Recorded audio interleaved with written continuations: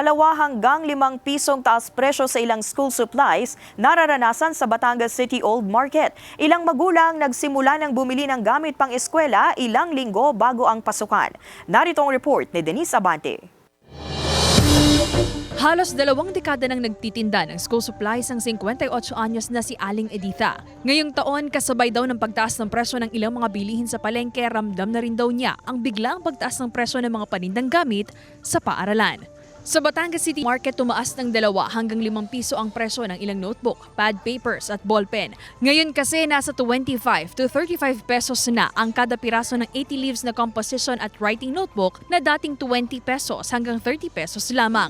Ang crayons na may 8 piraso nasa 27 pesos na ngayon na dating 22 pesos na lang. 5 piso rin ang itinaas sa presyo ng pad paper na dating 25 pesos nasa 30 pesos na ngayon. 2 piso naman ang itinaas ng mga ballpen at sign pen na ngayon nasa 8 hanggang 10 piso ang kada piraso. Bagamat nakararanas ng taas presyo, hindi rin naman daw kaagad may taas ni Editha ang mga paninda. Siyempre nakakaawa din naman po ang namimili. Di kinakaparin po natin kung yung mga pera nila. Kung ano naman po yung bilihan, di ganun na lang po.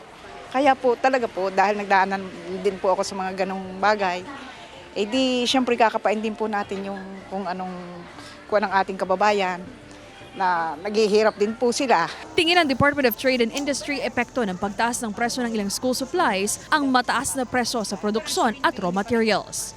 Depende po ito sa brand, depende sa materyales ng mga produkto.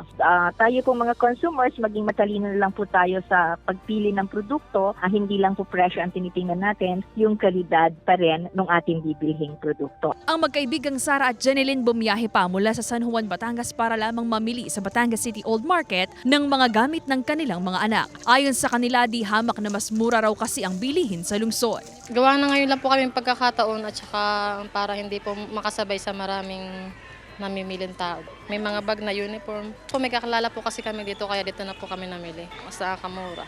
Ay mura-mura po dito doon sa amin sa San Juan, mahal. Kahit malayo po ay kami pumunta. Sana magbaba naman para po makakumpleto ng gamit ang mga bata. Tiniyak naman ng DTI Batangas na patuloy ang kanilang monitoring upang matiyak na walang mananamantala at nasusunod ang SRP ng mga bilihin lalo na ang mga gamit pang eskwela. Kasama si J. Arman Harris, Denise Abante, Balitang Southern Tagalog.